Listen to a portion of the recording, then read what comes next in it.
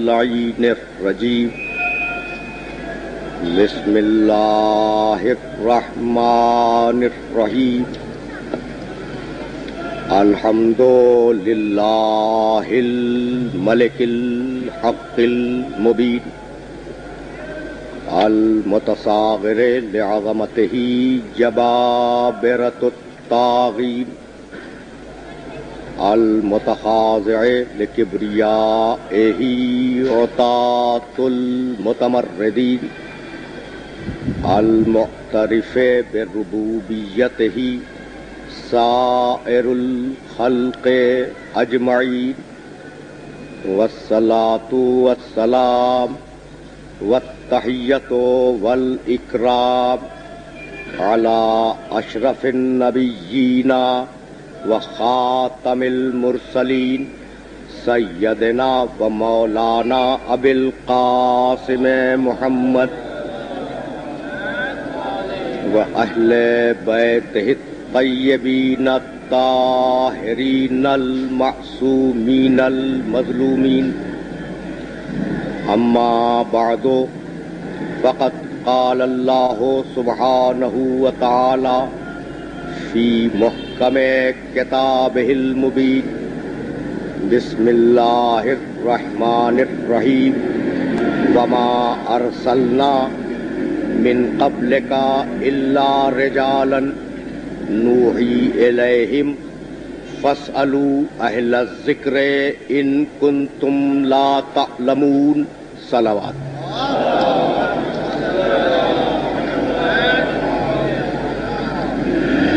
عزیزان محترم،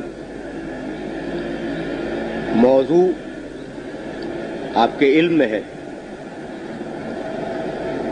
اس موضوع کے سلسلے میں میں نے سرنامہ کلام میں سورہ نحل کی ایک آیت کی تلاوت کا شرف حاصل کیا۔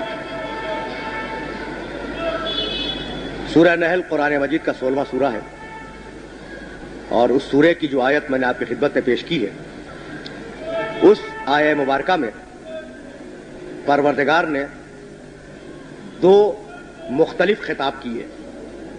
ایک خطاب پیغمبر اکرم سے ہے، دوسرا خطاب امت سے ہے۔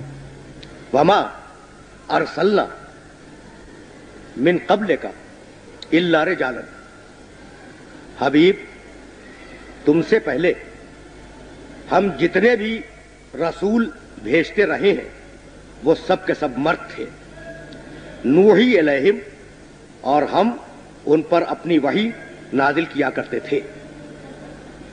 اتنا خطاب آیت کا پیغمبر اکرم سے ہے، اور اب پروردگار نے مخاطب کیا امت کو، فاسألوا اہل الذکر ان کنتم لا تعلمون، اور سنو انسانوں سنو، اگر تم جاہل ہو، اگر تم جانتے نہیں ہو، اگر تمہیں واقفیت نہیں ہے تو اہل الذکر سے سوال کرو، تمہارے پاس علم آ جائے گا۔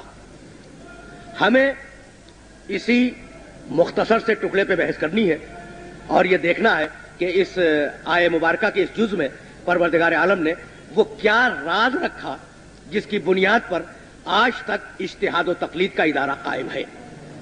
تو حکم آیت یہ ہے کہ فاسألوا اہل الذکر ان کنتم لا تعلمون، انسانوں سنو، اگر تم جاہل ہو اور کسی مسئلے کو معلوم کرنا چاہتے ہو تو اہل الذکر سے پوچھو اور اہل الذکر سے سوال کرو۔ اس آیہ مبارکہ میں دو حکم ہیں۔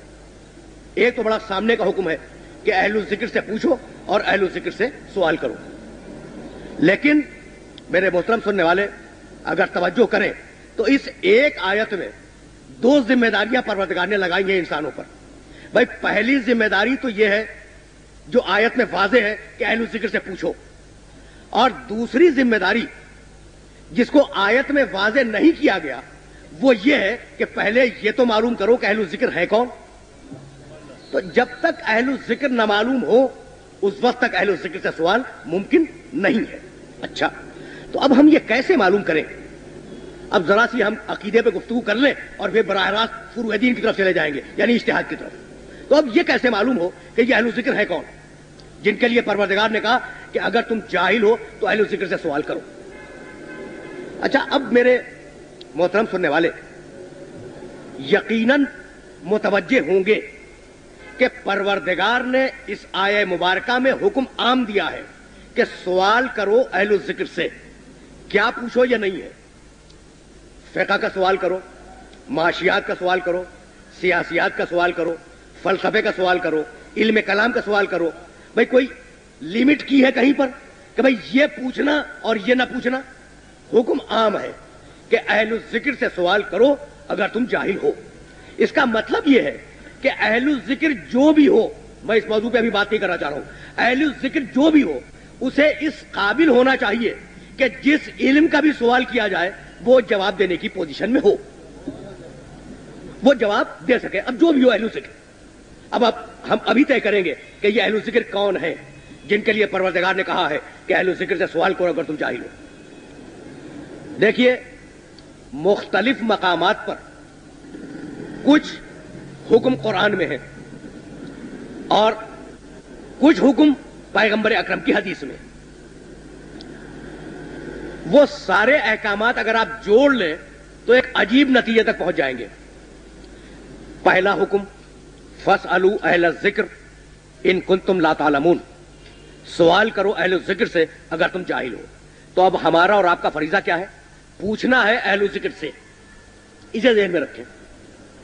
اب دوسری آیہ مبارکہ، یا ایھا الذین آمنوا اتقوا اللہ وکونوا مع الصادقین، اے ایمان لانے والو اللہ کا تقوی اختیار کرو اور رہو صادقین کے ساتھ. سوال پوچھو اہل الذکر سے، رہو صادقین کے ساتھ. اب دو حکم تو میرے محترم سننے والوں کی خدمت میں حاضر ہو گئے. اب تیسرا حکم، قل لا اسألکم علیہ اجرا الا المودۃ فی القربى. بھائی رسالت کی اجرت یہ ہے کہ قربا سے محبت کرو. اب تین حکم ہو گئے قرآن کے. اب تین حکم کیا ہے؟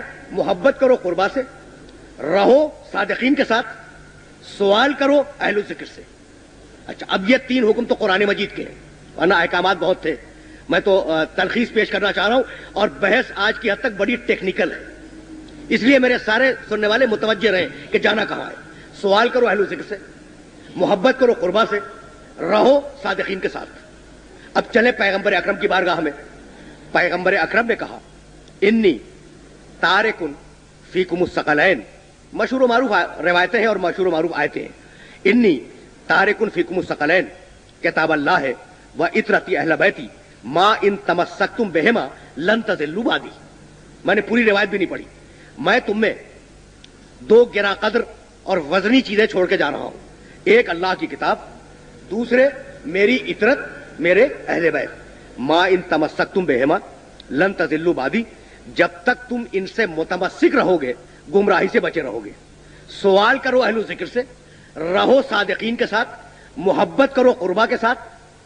اور اب چوتھا حکم کیا ہے؟ تمسک کرو اہل بیت کے ساتھ. چار حکم ہو گئے. اور اب پھر واپس چلیں قرآن کی طرف. یا ایھا الذین آمنوا اطیعوا اللہ و اطیعوا الرسول و اولی الامر منکم، اطاعت کرو اولو الامر کی. یہ احکامات دیکھتے جائیں. اب میں پھر دوہرا رہا ہوں ان نوجوان دوستوں کے لیے جو بعد میں آئے کہ بھائی رہو صادقین کے ساتھ، سوال پوچھو اہل الذکر سے، محبت کرو قربا سے، تمسک رکھو اطرت سے، اطاعت کرو اولو الامر کی. یہ حکم سامنے تو آ گئے نا. اب پھر پیغمبر نے کہا مثل اہل بیتی کا مثل سفینۃ نوح من رکبها نجا ومن تخلف عنها غرق وہوا. میرے اہل بیت کی مثال نوح کی کشتی کی مثال ہے. جو سوار ہو جائے وہ نجات پا جائے، جو منہ کو پھیرے وہ ہلاک ہو جائے، وہ ڈوب جائے. تو سوار ہو جاؤ سفینہ اہل بیت میں. اب کتنے احکامات ہیں اور کتنے عجیب و غریب احکامات ہیں. بھائی رہنا ہے اگر آپ کو تو صادقین کے ساتھ رہیں، محبت کرنی ہے تو